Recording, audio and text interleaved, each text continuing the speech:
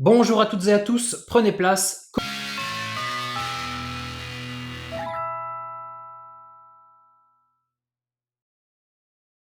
Maintenant qu'on sait mettre les verbes à la forme connective, on va pouvoir créer notre première formule verbale qui est celle du négatif. La formule verbale pour mettre les verbes au négatif, c'est verbe à la forme connective plus la terminaison naï et c'est tout. Voilà, tout simplement, c'est ça la formule verbale. Et vous voyez, ça ressemble un petit peu à une formule mathématique, hein. C'est pour ça que je vous appelle ça une formule. Donc voilà, vous savez mettre tous les verbes à la forme connective, donc à partir de ça, vous savez mettre tous les verbes au négatif grâce à cette formule verbale. Et je rappelle qu'une fois mis à la forme connective, tous les verbes sont identiques. Donc cette formule verbale, elle s'applique à tous les verbes, quel que soit le groupe auquel ils appartiennent. Donc voilà, c'est tout aussi simple que ça, la formule verbale, vous savez maintenant l'appliquer sur tous les verbes, à condition bien sûr que vous sachiez préalablement classer les verbes dans le bon groupe et ensuite les passer à la forme connective. Donc voilà, mon cours pourrait se terminer ici, mais je vais quand même approfondir certaines choses. En français, pour mettre une phrase affirmative à la forme négative, vous savez tous faire, on met ne pas autour du verbe. Par exemple, je ne cherche pas. J'ai mis mon verbe à la forme négative. En japonais, c'est juste le verbe qui va se mettre à la formule du négatif, et c'est tout, rien d'autre ne va changer dans la phrase. Toute la grammaire qu'on connaît déjà va rester inchangée. À partir de maintenant, on ne va plus toucher qu'au verbe. C'est pour ça que c'était très important pour moi de voir toute la grammaire en amont, et maintenant de ne se concentrer que sur les transformations qui vont s'appliquer au verbe. Allez, je vous donne une première phrase. Alors, on sait déjà faire en japonais, je cherche des Pokémon dans le potager. Watashi wa saien de Pokémon o sagasu. Ça, il n'y a aucun problème, on sait déjà très bien faire. Le verbe se met à la fin, on a nos différents compléments avec la bonne particule qui correspond, et maintenant on va vouloir mettre cette phrase au négatif. En français, je ne cherche pas de Pokémon dans le potager. Donc je reprends la même phrase, et vous avez bien compris, la seule chose qui va changer en japonais, c'est que le verbe va se mettre à la formule verbale du négatif. Donc sagasu, je le mets à la forme connective sagasa, ça vous savez faire, et puis ensuite je rajoute la terminaison nai, sagasanai. J'ai mis mon verbe à la formule verbale du négatif, je ne cherche pas de Pokémon dans le potager, watashi wa sayende Pokémon o sagasanai. Tout simplement. Donc vous voyez, c'est ultra rapide. C'est pour ça que c'était très important de d'abord apprendre à placer les verbes, à passer les verbes à la forme connective. Et puis maintenant, si vous savez faire ça, créer un verbe au négatif, c'est ultra facile. Allez, une deuxième phrase. Pikachu ne viendra pas jusqu'à après-demain. Donc ici, on a encore une fois une phrase au négatif, mais elle est, vous voyez, au futur. Alors ça, vous savez, en japonais, c'est toujours pareil. Le futur, comme ce qu'on a fait jusqu'à présent, c'est la même chose que le présent. Et c'est le mot après-demain qui va indiquer qu'on est dans le futur. Donc je vais mettre ma phrase tout simplement au négatif et au présent. Pikachu wa asatte made. Et alors du coup, mon verbe venir kuru au négatif, donc forme connective c'est ko, plus la terminaison nai, konai. Pikachu wa asatte made konai. Pikachu ne viendra pas jusqu'à après-demain. Et évidemment, tout comme tous les verbes à la forme neutre qu'on a utilisés jusqu'ici, un verbe mis à la formule verbale du négatif ne subit aucune modification selon le sujet du verbe. C'est le cas en français, mais pas du tout en japonais. Vous voyez, on a watashi, Pikachu, donc une première personne du singulier ou une troisième personne du singulier. En japonais, bien sûr, ça ne change toujours pas. Le verbe ne subit aucune modification à ce niveau-là. Et le verbe au négatif, il fonctionne exactement comme un verbe à la forme neutre. Donc tout ce qu'on a fait précédemment avec les verbes à la forme neutre, on va également pouvoir les faire avec un verbe à la formule verbale du négatif. Donc par exemple, les phrases complexes qu'on a vues dans la saison 2, et que vous vous souvenez, les particules conjonctives, on peut également en créer avec un verbe au négatif. Ou par exemple, vous vous souvenez de la tournure explicative noda, c'est également quelque chose qu'on peut appliquer à un verbe au négatif. Donc toutes ces choses-là, on sait déjà les faire, et dans les exercices, vous aurez des applications pour voir un peu plus en détail. Là, je ne peux pas vous donner trop de phrases d'exemple, vous aurez tout ça en détail dans les exercices. Allez, une troisième phrase. Je ne sors pas dehors avec toi. Alors, je vous la mets telle quelle et on l'analyse ensuite. Ore wa omae to soto ni denai yo. Donc, vous voyez, j'ai mes compléments. Omae to avec toi, soto ni à l'extérieur.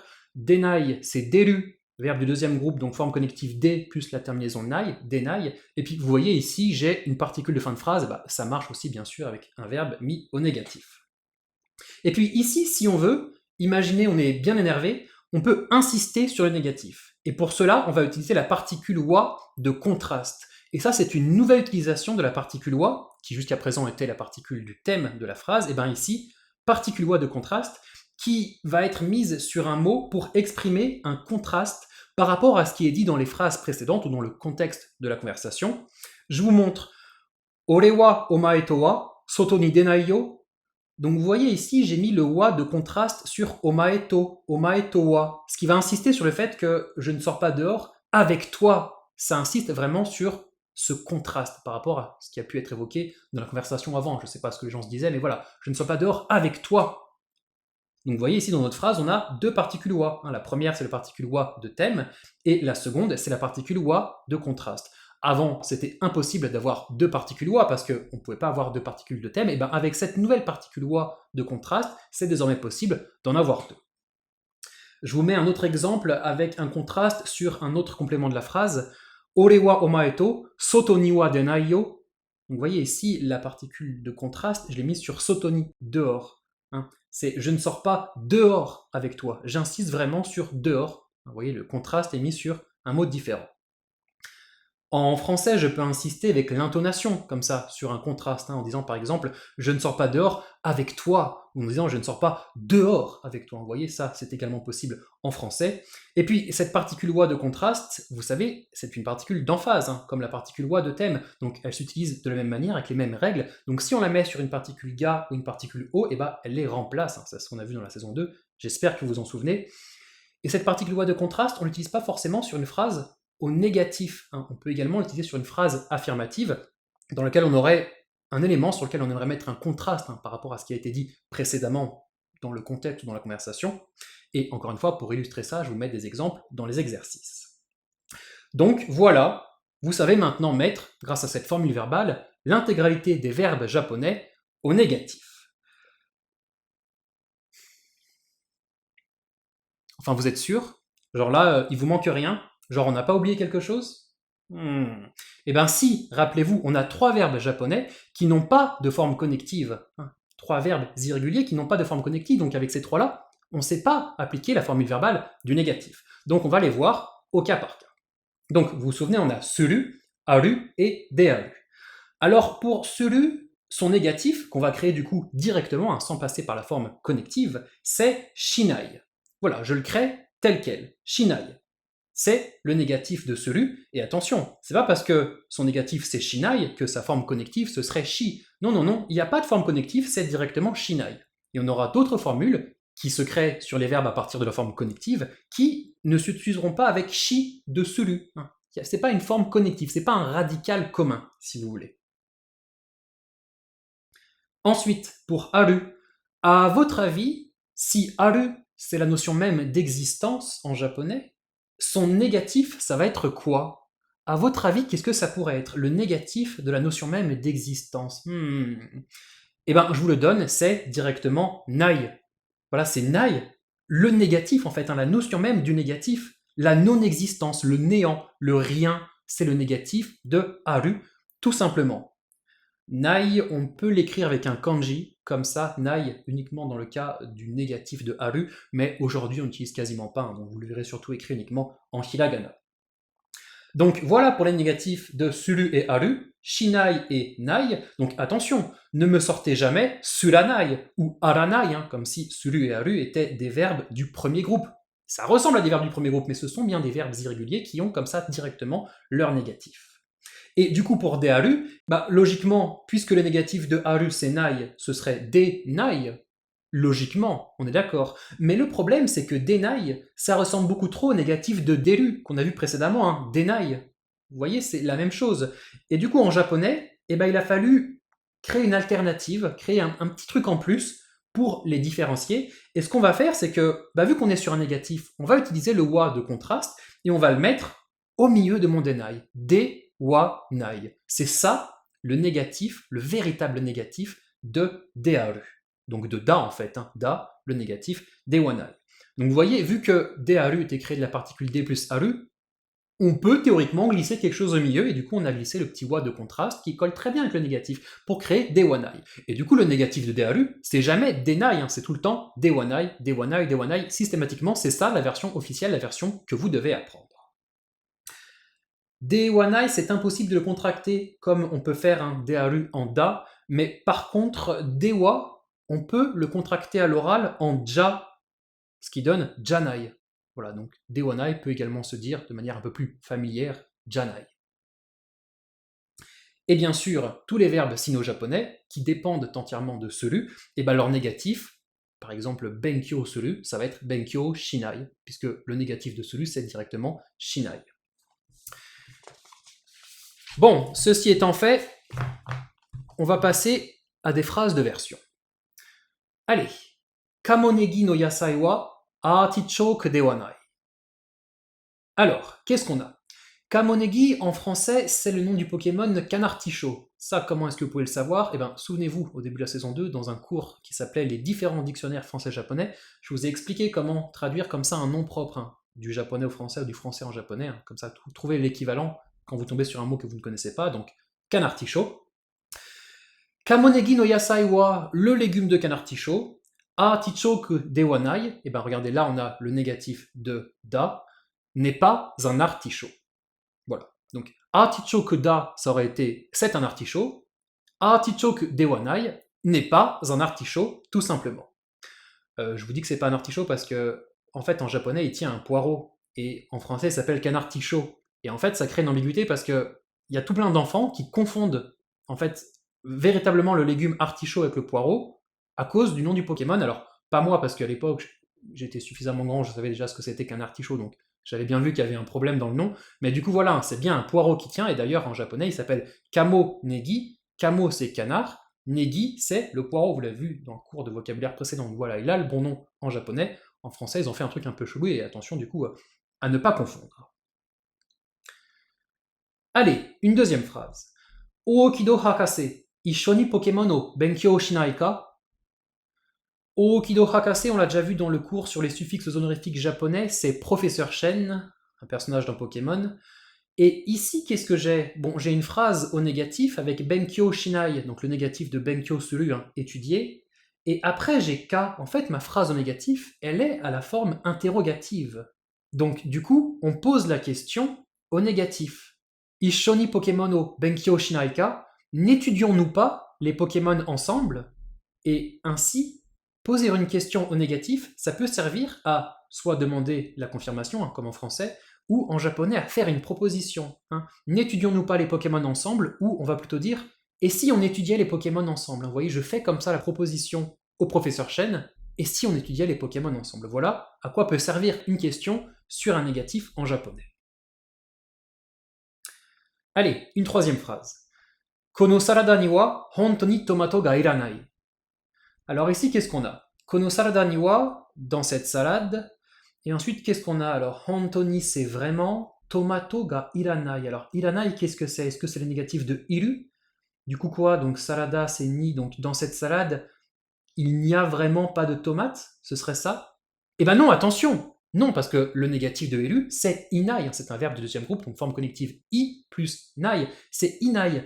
Et du coup, iranai, qu'est-ce que c'est? Ben en fait, c'est un verbe du premier groupe, c'est iru, certes, mais du premier groupe, c'est un verbe étoile en fait, qu'on connaissait pas, mais qu'on découvre du coup maintenant.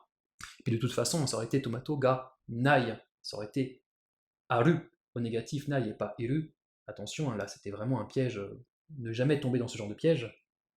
Donc voilà, on est sur un nouveau verbe étoile. Je vous le mets en bas dans le vocabulaire pour que vous puissiez le rajouter à votre liste personnelle. Iru, ça veut dire être nécessaire. Ici, vous avez le kanji. D'ailleurs, dans la phrase hop, je vous rajoute également le kanji. Hein, c'était juste pour le piège, mais en général, on utilise bien sûr le kanji. Et du coup, attention vraiment, ne le confondez pas avec iru, le verbe être de présence. Hein. Autant en négatif, il n'y a aucun problème, c'est pas les mêmes parce qu'ils ne se créent pas à partir de la même forme connective, hein, parce que c'est groupe 1, groupe 2, mais à la forme neutre, iru, c'est les mêmes. Donc, en général, le contexte fait qu'on ne les confond pas, mais pour le coup, là, vraiment, attention à ne pas les confondre, ces deux-là. Donc du coup, ça nous donne quoi? Dans cette salade, les tomates ne sont vraiment pas nécessaires. Voilà, c'est être nécessaire au négatif. Hontoni, vraiment, on connaît, et le reste, ça roule tout seul. On peut dire également, de manière un peu plus fluide, on n'a vraiment pas besoin de tomates. Donc, en japonais, c'est possible d'avoir tomato ga iru. Jusqu'à présent, on avait juste tomato ga aru, il y a une tomate. Iru, c'était pas possible parce que c'était pas un humain. Ben maintenant, c'est possible avec le ilu de être nécessaire, qu'on vient de découvrir. Et en ce qui concerne justement les humains, on peut avoir deux ilus, le être de présence, qu'on a utilisé jusqu'à présent, et ce être nécessaire. Voilà, et attention ici, dans ce cas-là, à bien distinguer les deux. Donc voilà pour mes verbes au négatif, aussi bien en thème qu'en version. En version, quand vous avez comme ça une phrase en japonais, et notamment à l'oral, c'est important de savoir reconnaître un verbe quand il est mis au négatif pour pouvoir le comprendre et le traduire. Donc c'est un verbe qui termine en aïe, c'est facile, et c'est à vous de le déconstruire, forme connective, ok, pour retrouver la forme neutre et pour pouvoir le comprendre. Je vous donne un exemple. Si par exemple vous entendez dans une phrase Hugo Canaille, Hugo Canaille, donc oui, ça termine en aïe, c'est un négatif. Alors, Hugo Canaille, donc la forme connective, c'est ka, donc c'est un verbe du premier groupe, donc c'est Hugoku. Et oui, effectivement, c'est le négatif de Hugoku. On le déconstruit comme ça, forme connective, forme neutre.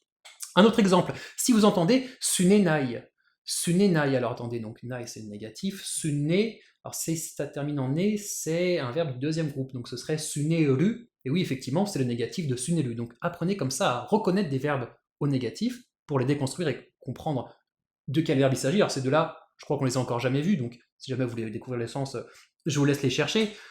Et puis, bien sûr, après, une fois que vous avez réussi à déconstruire un verbe, il faut connaître le sens en français pour pouvoir comprendre le mot et le traduire. Mais ça, bien sûr, c'est le travail de toute une vie en japonais, c'est apprendre du vocabulaire, du vocabulaire. Moi, je vous donne plein de verbes, apprenez-les. Et puis, en général, ça devrait aller. Mais bien entendu, attention, tout ce qui se termine en japonais par nai n'est pas un verbe au négatif. Par exemple, dans le cours sur le nom de couleur, vous vous souvenez, on a vu kurenai, qui était la couleur cramoisie. Et bien, kurenai, c'est pas un verbe au négatif, c'est juste un nom. Le cramoisi, c'est le nom d'une couleur, même si ça ressemble, ça se termine en nai. Et puis kurenai, alors attendez, kurenai. Kurenai, si c'était un verbe, admettons, ce serait quel verbe? Donc kurenai, on enlève le nai, kure, donc deuxième groupe, ce serait kureru. Et théoriquement, ce serait ça. Et là, pour le coup, le verbe kureru existe véritablement et son négatif, c'est vraiment kurenai, mais rien à voir avec la couleur. C'est un verbe, je vous en parle pas tout de suite, on en parlera beaucoup dans la saison 4 et ça sera très important, mais voilà, des fois on a des trucs, ça ressemble à des négatifs, ça n'en est pas véritablement. Et puis d'ailleurs, en japonais, tout ce qui se termine en U, là on va beaucoup parler de verbes, mais tout ce qui se termine en U n'est pas forcément un verbe. Par exemple, haru, le printemps, qu'on a d'ailleurs ici, là, juste derrière moi, la saison, le printemps. Haru, ça ressemble vraiment à un verbe du premier groupe, mais c'est un nom, c'est pas un verbe. Donc là, on va beaucoup parler de verbes, mais attention à bien faire la différence entre ce qui est des verbes et ce qui n'en est pas. Mais ça, c'est comme en français, tout ce qui se termine en ER ou en IR ne sont pas des verbes du premier groupe, genre berger, c'est pas un verbe du premier groupe, élixir, c'est pas un verbe du deuxième groupe. Donc voilà, en japonais, des fois il y a des choses, ça ressemble à des verbes, au négatif, à la forme neutre, ça n'en est pas. Donc là, pour le coup, c'est vraiment connaître les mots, le vocabulaire, etc., pour bien faire la différence.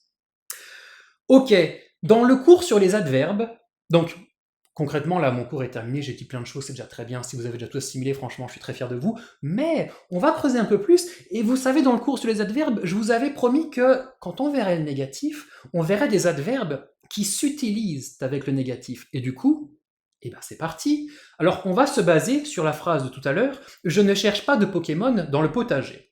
Watashi wa sayende, Pokémon o sagasanai. Et avec différents adverbes, on va pouvoir apporter des nuances sur ma négation. Avec l'adverbe keshite, plus un verbe au négatif, on va pouvoir dire jamais. Pour dire par exemple, je ne cherche jamais de Pokémon dans le potager. Vous voyez la nuance en français. En japonais, ça donnerait Watashi wa sayende, Pokémon o keshite sagasanai. Vous voyez, je mets mon adverbe juste avant le verbe. Vous vous souvenez, vu que l'adverbe s'applique au verbe, en général, c'est là qu'il se place. Et puis du coup, ça met comme ça la nuance, ça change un peu la négation, c'est je ne cherche jamais. On a aussi l'adverbe zen, que l'on met avec un verbe au négatif pour dire pas du tout. Je ne cherche pas du tout de Pokémon dans le potager. Watashi wa sayende, Pokémon o zen sagasanai. Je mets l'adverbe juste avant le verbe, tout simplement. On a aussi l'adverbe amari, plus un verbe au négatif pour dire pas trop, pas beaucoup. Je ne cherche pas trop de Pokémon dans le potager. Watashi wa sayende, Pokémon o amari sagasanai. Je n'en cherche pas trop. On a encore l'adverbe mo. Alors lui, on le connaît, vous savez, c'est déjà. Et quand on va le mettre avec un verbe au négatif, ne pas devient ne plus. pour dire « je ne cherche plus de Pokémon dans le potager ». On dit que l'action qui durait jusqu'à présent est maintenant terminée. C'est une nuance de la négation. En japonais, watashi wa sayende, Pokémon o mo sagasanai. Et puis pour finir, celui-ci vous le connaissez déjà, c'est l'adverbe mada, encore, qu'on a déjà vu plein de fois la saison 2, et je vous avais teasé un emploi avec le négatif. Quand on le met avec un verbe négatif, pas encore. Je ne cherche pas encore de Pokémon dans le potager. Watashi wa sayende, Pokémon o mada sagasanai. Donc voilà, vous avez ces adverbes, il y en existe d'autres, mais avec cela déjà on peut bien s'éclater pour nuancer un peu le négatif. Et puis, on va creuser encore un peu plus. Dans le cours sur poser une question en japonais, je vous avais expliqué qu'on pouvait utiliser un mot interrogatif plus la particule mot pour créer une valeur positive absolue, et que quand on mettait ça sur un verbe au négatif, on crée une valeur négative absolue. Je vous donne un exemple, et puis vous en aurez d'autres dans les exercices. Watashi wa sayende nani mo sagasanai. Vous voyez, j'ai mon mot interrogatif nani, qui correspond à quoi, les Pokémon, et puis j'ai la particule mot dessus et un négatif. Je ne cherche rien dans le potager. J'ai écrit comme ça une valeur négative absolue, rien. Je vous en avais parlé de ça, on l'avait déjà un peu illustré, mais voici véritablement comment ça marche maintenant que vous allez faire le négatif. Donc je rappelle que la particule mot, c'est une particule d'emphase qui remplace le O qu'on aurait dû avoir sur Nani O Sagasu, Nani O Pokémon O, mais le mot le remplace, c'est une particule d'emphase. Ça j'espère que vous maîtrisez bien. Et puis, vu qu'on parle de particules d'emphase, dans le cours sur les adverbes, vous vous souvenez, on avait vu la particule shika, qui est une particule d'emphase. Je vous l'avais présenté au milieu des particules adverbiales, mais en fait c'est une particule d'emphase. Ça, je vous l'avais bien spécifié dans le récapitulatif des particules japonaises. Ça va avoir son importance, on verra ça dans quelques secondes. Shika, ça veut dire ne que. Ça souligne le caractère unique des choses avec une tournure négative. Je vous montre. Watashi wa sayende shika, Pokémon o sagasanai. Je ne cherche des Pokémon que dans le potager. Voilà, c'est unique, tourné au négatif, c'est la même chose qu'on a en français avec ne que, et j'insiste sur le fait que ce soit une particule d'emphase et pas d'adverbial parce que la place est différente. Alors regardez, je vous mets la différence avec une phrase avec dake, ce sera une phrase synonyme qui va dire la même chose, dake pour le coup c'est vraiment une particule adverbiale, watashi wa saien dake de Pokémon o sagasu. En français, je cherche des Pokémon uniquement dans le potager. Alors, ça veut dire la même chose, on a une phrase au négatif, une phrase à la forme affirmative, mais le sens est synonyme. Et vous voyez, la place de shika et dake est différente. Dans le premier cas, c'est sayende shika. Shika se met après. Sayende, c'est un seul groupe sur lequel on met ma particule d'emphase. Dans le second cas, sayen dake de. Dake se met sur le mot, c'est un adverbe en fait qui se met sur le mot, une particule adverbiale, on avait vu ça, ça se met directement après le mot. Sayen dake, et ensuite de, mon lieu dans lequel il se passe quelque chose. Donc la différence est vraiment importante. Sayen deshika, c'est une particule d'emphase. Sayen dakede, c'est une particule adverbiale. Donc voilà, les deux phrases veulent dire la même chose, mais on a vraiment cette importance. Là, remarquez bien ça, c'est important de bien savoir placer les deux par rapport à la particule D. Et puis allez, tant qu'on parle de particules shika, de particules d'emphase, une dernière chose pour ceux qui sont vraiment chauds, Pokémon Dewanai. Ce n'est pas un Pokémon, Pokémon des Shika Nai. Ce n'est qu'un Pokémon. Alors qu'est-ce que j'ai fait? J'ai remplacé le wa de Dewanai, le wa qui initialement est le wa de contraste, par Shika. Et en fait, mon Dewanai, même si c'est un seul mot, eh ben le wa ça reste une particule d'emphase, et du coup on peut créer des nuances sur mon Dewanai en remplaçant ce wa par une autre particule d'emphase, un Deshikanai. Shika c'est ne que, du coup ce n'est pas un Pokémon, devient ce n'est qu'un Pokémon. La nuance vient se créer directement au milieu de Dewanai. Ça c'est très important, c'est très utile à faire en japonais, on a comme ça une nuance qu'on peut apporter sur Dewanai, et ce qui est génial c'est que ça s'étend aux autres particules d'emphase. Regardez, Pokémon Demonai. Mo, c'est la particule qui veut dire aussi. Donc le négatif de aussi, c'est non plus. Ce n'est pas non plus un Pokémon. Donc là, on a besoin d'un contexte. Imaginez, je dis, ce n'est pas un animal, ce n'est pas non plus un Pokémon. Pokémon Demonai. J'ai mis le mot comme ça au milieu de Dewanai, à la place du wa, une autre particule d'emphase. Un autre exemple, Pokémon des Saenai. Vous vous souvenez, sae, la particule qui veut dire même, avec un constat un peu décevant. Ce n'est même pas un Pokémon. Et du coup, là, on retrouve ce même sens de, voilà, on est déçu, c'est quoi ce truc? C'est même pas un Pokémon. Un peu déçu. Saenai. On a cette autre particule d'emphase. Et puis, pour finir, Pokémon des Kosonai, encore une autre particule d'emphase. Ce n'est clairement pas un Pokémon. Koso, vous vous souvenez, c'est une particule qui renforce vraiment la chose, qui insiste ici sur le fait que ça ne le soit pas. Alors, j'utilise le mot clairement, mais ça peut en être d'autres, mais clairement, je trouve qu'il va bien ici.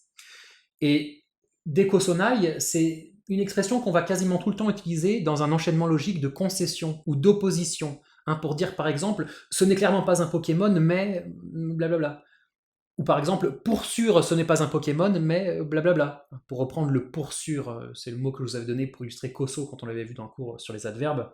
Ou encore, ce dekosonai, on peut l'utiliser pour dire certes, ce n'est pas un Pokémon, mais blablabla. Et du coup, en utilisant ça dans des phrases complexes, hein, avec les particules conjonctives, et encore une fois, vous connaissez la musique, on verra tout ça dans les exercices. Donc voilà, toutes ces nuances, toutes ces adverbes, toutes ces particules d'emphase, c'est génial, on va pouvoir s'éclater avec le négatif des verbes en japonais. J'ai terminé avec ma formule verbale du négatif, donc je vous la rajoute, hein, je vous rajoute le négatif des verbes japonais dans le plan des cours, et pour l'instant, ce sera tout ce qu'on va voir sur la forme connective. Pour l'instant, on ne va rien voir d'autre, on va directement passer à la forme nominalisée, on aura plus tard d'autres formules qui utilisent la forme connective, mais qui sont un peu plus compliquées, pour l'instant on a deux choses plus importantes à voir, donc directement prochain cours, forme nominalisée. Mais bien sûr, avant ça, et je sais que vous en raffolez, on passe aux exercices, et c'est reparti pour des phrases de thème et de version. Donc cette fois, je ne vous mets plus de tableau, hein, vous avez directement des phrases dans lesquelles vous devez mettre des verbes au négatif, et puis je vous ai mis toutes les petites nuances qu'on a apportées ici grâce à tous ces beaux adverbes. Dans le cours, on a vu des phrases plutôt simples, vu qu'on s'est concentré sur les verbes, donc dans les exercices, je vous mets bien sûr des phrases plus riches avec tout ce qu'on a vu dans la saison 2. Hein. Là, le risque, c'est que vu qu'on va se concentrer sur les verbes, le risque, c'est qu'on oublie un peu tout ce qu'on a vu en grammaire, donc dans les exercices, oh, on va se faire plaisir, je vais vous mettre plein de trucs, vous allez voir, ça va être génial.